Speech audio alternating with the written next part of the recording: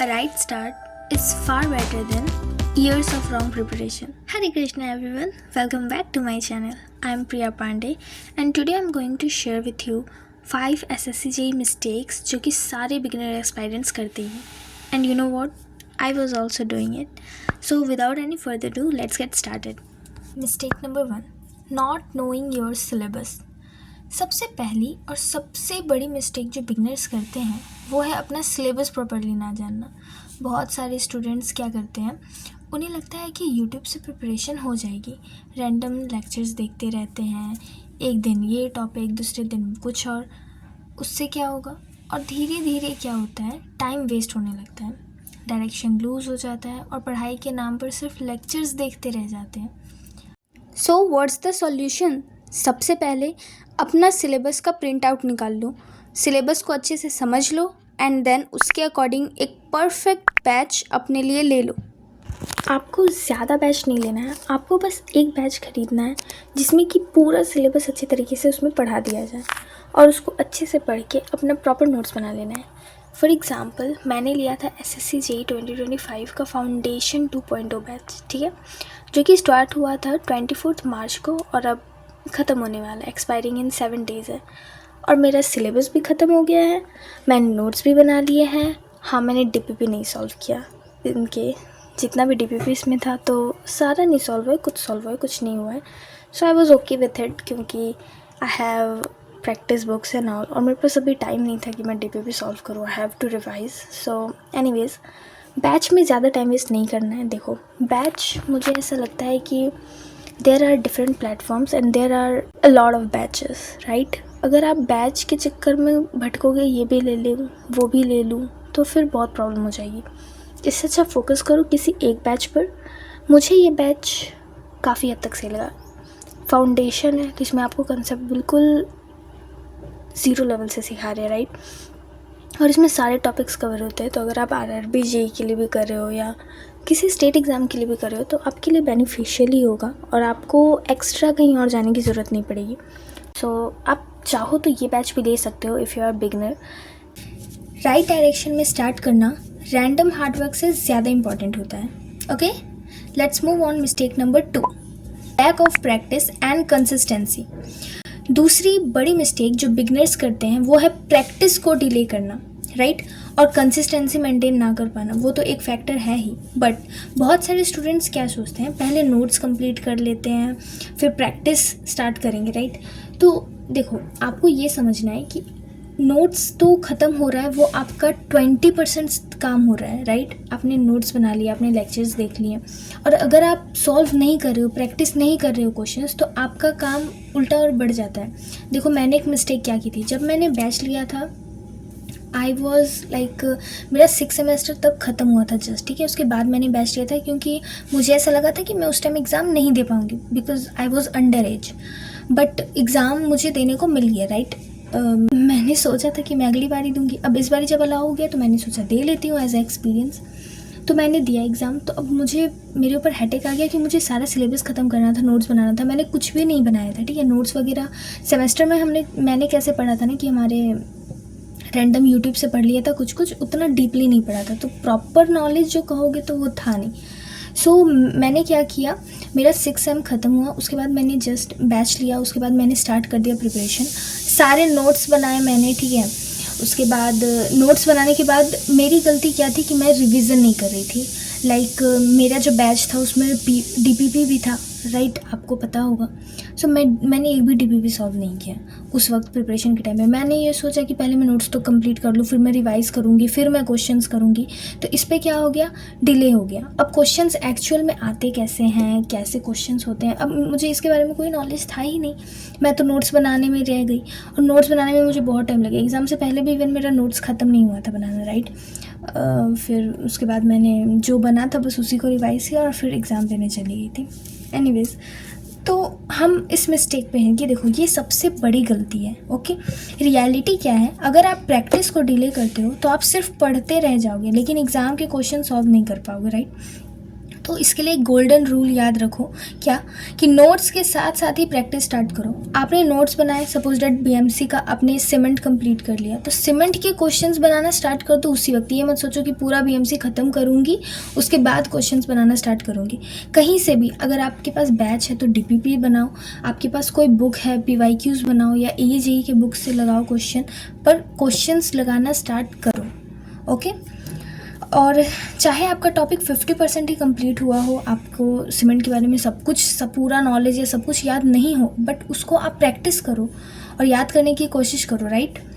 Next is consistency. देखो, consistency is very important. आप किसी भी एग्ज़ाम की प्रिपरेशन कर रहे हो या आप कुछ भी कर रहे हो लाइफ में, अगर आप कंसिस्टेंट नहीं हो तो कुछ भी नहीं होने वाला है, राइट। कोई भी चीज़ एक दिन में नहीं होती है। You have to maintain consistency to do anything in your life, right. अगर आप किसी जेई का सिलेबस बहुत वास्ट होता है, ठीक है, अगर आप 2 से 3 दिन भी गैप लेते हो तो आपका टेक्निकल पूरे दिमाग से उड़ जाएगा, आपको कुछ याद नहीं रहने वाला है। तो इसलिए रोज़ थोड़ा थोड़ा पढ़ो, ठीक है। मैक्सिमम 8 आवर्स दो टेक्निकल को और रोज़ दो, ऐसा नहीं कि आज दिया कल नहीं दिया, तभी आप एग्ज़ाम क्रैक कर पाओगे, right. Consistency plus practice is equals to selection का शॉर्टकट। याद रखो, परफेक्ट टाइम का वेट करते करते बहुत लोग स्टार्ट ही नहीं कर पाते, इसलिए आज से ही स्टार्ट करो, चाहे थोड़ा ही सही। अगर आप अभी कॉलेज में हो तो कॉलेज से भी आप स्टार्ट कर सकते हो। क्या स्टार्ट करना है, आप रीजनिंग करो, आप जीके जीएस करो। टेक्निकल पे अभी मैं नहीं कहूँगी कि कॉलेज के टाइम से ही बहुत ज़्यादा फोकस देने की ज़रूरत है। हाँ, अगर आप सेमेस्टर पेपर अच्छे से कर रहे हो तो वो तो बहुत अच्छी बात है, बट अगर आपको टाइम नहीं मिल पा रहा है, नहीं कर पा रहे हो, तो उतना पैनिक नहीं करना। रीजनिंग और जीके जीएस इस पर पकड़ बना लो अपनी स्टार्टिंग में ही, कॉलेज में। मुझे तो ऐसा लगता है कि कॉलेज टाइम में सबसे बेस्ट, हम टाइम यूटिलाइज एक्चुअली नहीं करते। टाइम होता है तो जब आपके पास टाइम रहे ना, तो आप अगर if you are in your college, तो अभी तो आई विल सजेस्ट कि बैच अभी मत लो, बट रीजनिंग और जीके जीएस स्टार्ट कर दो। Next mistake number 3, ignoring mock test. देखो, मॉक टेस्ट हमारे लिए इतना ही इम्पोर्टेंट है, कितना इम्पोर्टेंट है, बहुत ही ज़्यादा इम्पोर्टेंट है। तीसरी और बहुत कॉमन मिस्टेक जो बिगिनर्स करते हैं वो है मॉक टेस्ट को इग्नोर करना। बहुत सारे स्टूडेंट्स क्या सोचते हैं, अभी सिलेबस कंप्लीट नहीं हुआ, बाद में मॉक टेस्ट देंगे। This is actually a thing. Mock test ही वो चीज़ है जो आपको रियल एग्ज़ाम का फील देती है, राइट। यही आपको बताती है कि आपकी प्रिपरेशन किस लेवल पर है, कहाँ आप गलती कर रहे हो और कंपटीशन कितना टफ है। Mock test is very very important, right. Mock test जितना जल्दी स्टार्ट करोगे उतना ही बेटर होगा, राइट। सिलेबस कंप्लीट होने का वेट मत करो, क्योंकि सिलेबस कभी कंप्लीट नहीं हो सकता है। आप कितना भी कर लो, अगर आप सोचोगे कि मैं बहुत सब कुछ अच्छे से कर लेती हूँ उसके बाद मॉक टेस्ट दूंगी, तो फिर वो नहीं होने वाला। मॉक टेस्ट और practice question is like very important. देखो, 20% जो होता है वो होता है नोट्स बनाना, आपने लेक्चर्स देख लिए, नोट्स बना लिए, इस 20% thing, and the rest 80% will depends how much you practice the question and how much you'll give the mock test, right। mock test में न्यू क्वेश्चंस भी पता चलता है, लेवल ऑफ द क्वेश्चन पता चलता है, टफनेस पता चलता है, आपके कंपटीशन के बारे में पता चलेगा कि कौन कहाँ पर है। So it's very important. और क्योंकि देखो, मॉक टेस्ट से स्पीड भी इम्प्रूव होती है, एक्यूरेसी भी बढ़ती है और टाइम मैनेजमेंट डेवलप होता है, ठीक है।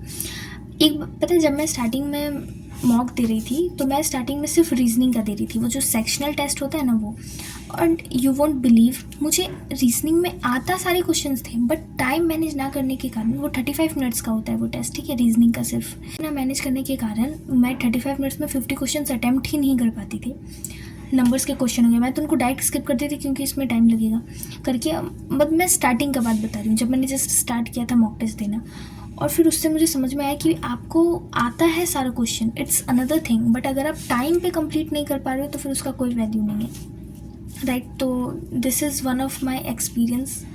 और सबसे इम्पॉर्टेंट, आपको एग्ज़ाम का प्रेशर हैंडल करना आता है, राइट। आप जितना मॉक टेस्ट दोगे, आपके लिए वो एग्ज़ाम में भी जब आप बैठोगे तो आपको लगेगा कि मैं मॉक टेस्ट ही दे रही हूँ, राइट। इसलिए आज से एक रूल बना लो, no excuse, regular mock test. चाहे स्कोर कम आए लेकिन लर्निंग हाई होनी चाहिए, राइट। आपके स्कोर कैसे भी आ रहे हो मॉक टेस्ट में, एट स्टार्टिंग मत देखो कितना मेरा मार्क्स आ रहा है, मैं टाइम पे कर पा रही हूँ या नहीं, मत देखो। जब तक प्रैक्टिस नहीं करोगे कुछ भी नहीं होगा। Now, mistake number 4 is neglecting GK/GS. चौथी बड़ी मिस्टेक जो टेक्निकल एस्पायरेंट करते हैं वो है जीके जीएस को इग्नोर करना। आई नो जीके जीएस बिल्कुल पसंद नहीं है और मुझे भी बिल्कुल भी पसंद नहीं है। मुझे तो समझ नहीं आता जीके जीएस पढ़ना क्यों होता है। फिर करंट अफेयर्स करो, इतना ज़्यादा सिलेबस कैसे हो सकता है। But this is the part, ये जो पार्ट है ना जनरल अवेयरनेस का, यही पार्ट है जो सिलेक्शन में बहुत हेल्प करेगा। देखो, रीजनिंग सारे लोग करके जाते हैं, ठीक है, टेक्निकल तो सबका बेस्ट रहता ही है, तभी तो वो एग्ज़ाम के लिए प्रिपेयर करें। But GK GS most of the students के होते ही नहीं है, कम होते हैं, या कोई तो पढ़ के भी नहीं जाता है, सिर्फ रीजनिंग और टेक्निकल के भरोसे जाते हैं।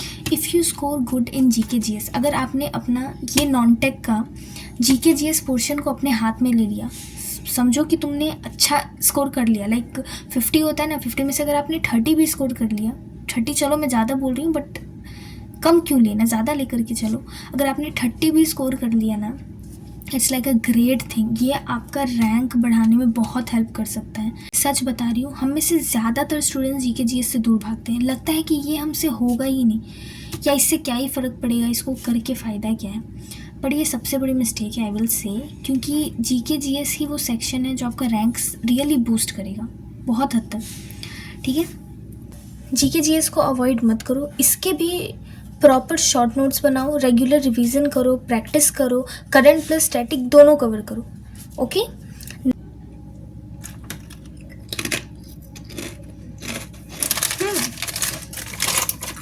Let's move to mistake number 5, targeting multiple exams at the same time. पांचवी और सबसे इम्पॉर्टेंट मिस्टेक जो मैक्सिमम बिगनर्स करते हैं वो है एक साथ बहुत सारे एग्जाम्स टारगेट करना, राइट। ये मैंने भी किया था जब मैंने एसएससी जेई का एग्ज़ाम दिया ना, उसके बाद आरआरबी जेई का आया था।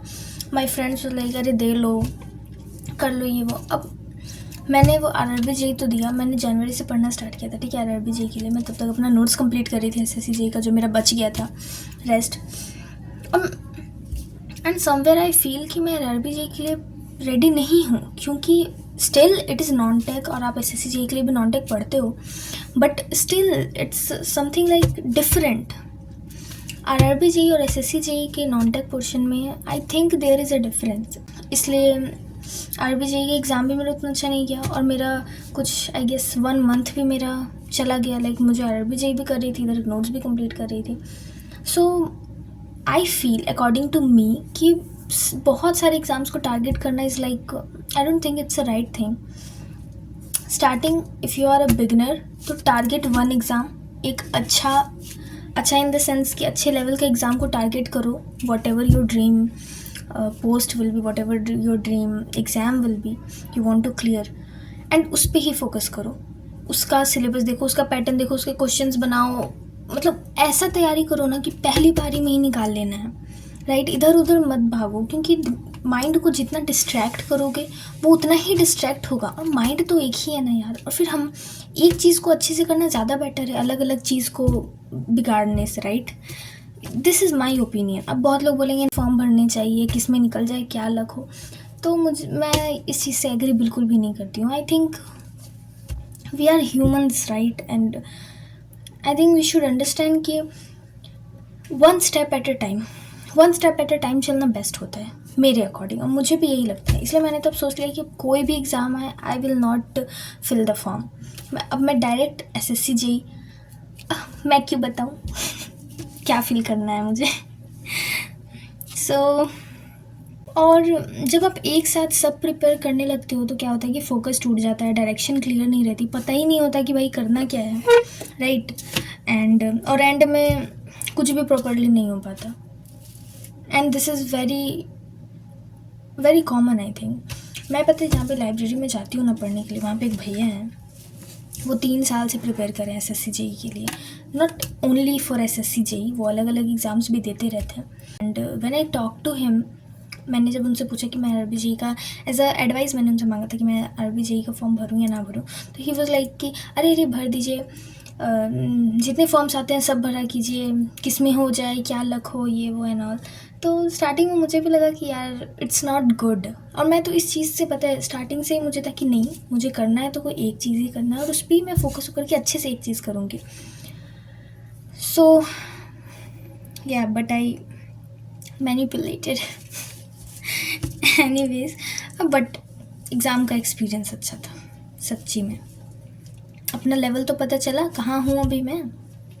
And at last I want to say कि एक क्लियर गोल सेट करो, ठीक है, उसके अकॉर्डिंग एक बैच ले ही लो। यूट्यूब के भरोसे मत रहो। आप यूट्यूब से कर सकते हो, but you have to like very strong will power. If you are motivated all the time, if you don't distract easily, तब यूट्यूब से करो प्रिपेयर।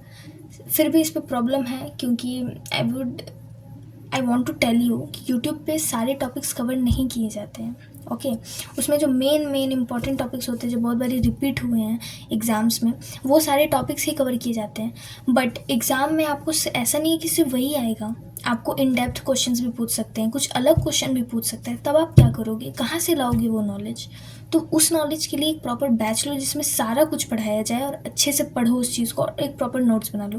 बैच आपको बस एक बार ही लेना है, ये बात ध्यान में रखो कि मुझे बस एक बार ही बैच लेना है, फिर मैं दोबारा बैच नहीं लूँगी। और होता है ना प्रैक्टिस बैच, ये बैच वो बैच, वो सब छोड़ दो यार। मेरे अकॉर्डिंग एक प्रॉपर जिसमें सारा सिलेबस ख़त्म हो जाए वो बैच लो, किसी भी प्लेटफॉर्म से जिसमें भी आपको ट्रस्ट हो। बैच खरीदो, प्रॉपर नोट्स बनाओ, शांति से बैठ करके सारे लेक्चर्स देख करके नोट्स कंप्लीट करो सारा। प्रिंट उरिंट मत करना, खुद से लिखो, खुद से बनाओ, ठीक है, बेस्ट थिंग। सारे नोट्स बना लो, क्वेश्चंस प्रैक्टिस करना स्टार्ट कर दो, राइट। जितना ज़्यादा क्वेश्चन प्रैक्टिस करोगे उतना सही रहेगा। क्वेश्चन प्रैक्टिस करना स्टार्ट कर दो, PYQs बनाओ, AJE के बुक से बनाओ, IAS मास्टर है फिर, and there is a lot of books over there. उस बुक से क्वेश्चंस प्रैक्टिस करो। फिर जैसे जैसे सिलेबस ख़त्म होता जाए, लाइक 80% भी आपका सिलेबस ख़त्म हो गया, आपको सारे याद नहीं है चीज़ें, ठीक है, चलो आपको डेटा याद नहीं है, बट आपको सबके बारे में नॉलेज है कि हाँ ये क्या होता है वो क्या होता है, मुझे पता है। तो जब आपको सारे टॉपिक्स के बारे में नॉलेज हो जाए तो फिर मॉक टेस्ट देना स्टार्ट कर दो। मॉक टेस्ट के लिए बिल्कुल भी वेट नहीं करना है कि मैं अभी नहीं, मैं पूरा सिलेबस खत्म हो जाएगा उसके बाद दूंगी। सो मॉक टेस्ट देना जितना जल्दी स्टार्ट करोगे उतना जल्दी सही रहेगा। फिर revision, all you need is revision and practice. Revision and practice, ये दो चीज़ों पे आपकी पूरी प्रिपरेशन टिकी रहेंगी, एक revision and second one is practice. Done. So जल्दी जल्दी कंक्लूड कर लेते हैं हमने आज एक पूरे वीडियो में क्या क्या देखा। क्लियर रखो, सिलेबस का प्रिंट आउट रखो, सिलेबस आपको पता होना चाहिए अपना, और प्रिंट आउट रखना अपने पास। प्रिंट आउट निकालो, नोट्स बनाओ, प्रैक्टिस करो क्वेश्चंस से अच्छे से। एक बारी नोट्स को रिवाइज करके लाइक 80% आपका खत्म हो गया तो मॉक टेस्ट देना स्टार्ट करो, and then just practice and be consistent, be discipline. Motivation not always work but discipline do. So trust me, आप 80% एस्पायरेंट से आगे हो if you are following these things, क्योंकि ये सब कुछ मैंने खुद देख रखा है, कर रखा है, तो मुझे पता है। और मैंने एक बार SSC का एग्ज़ाम दिया ना, मुझे उसमें ही मेरी सारी मिस्टेक्स पता चल गई, सारे मिस्टेक्स मेरे पॉइंट आउट हो गए खुद पे खुद ही, वो समझा लिया कि मैंने क्या क्या मिस्टेक्स किए ना। So I want you to tell, ताकि आप ये सारे मिस्टेक्स मत करो, ठीक है। एंड ऑनेस्टली मैं भी आपकी तरह ही एक एस्पायरेंट हूँ। मेरा भी SSC का एग्ज़ाम है, इस बार मैं दूँगी SSC 2026 का, और मई जून में बोला तो है एग्ज़ाम है। So I was really nervous at starting, क्योंकि देखो क्या होता है। Let's hope for the best. रही हूँ same pressure, same confusion, same struggle, इसलिए जो भी शेयर कर रही हूँ ना वो रियल एक्सपीरियंस यार है, ठीक है, सिर्फ थ्योरी नहीं है, या मैं कुछ ऐसे किसी का सुनी हुई बातों पे नहीं बोल रही हूँ। It's all like my personal experience, and you are also serious for this journey, then do like and subscribe to my channel, and just all the best, give your best in your exam, and जो भी करो one step at a time चलना सीखो, right? Just give your best and be happy actually. Whatever you are doing, just be happy. And this is all about today's video. Hope you liked it, and if you like this, do like and subscribe. Till then, bye bye.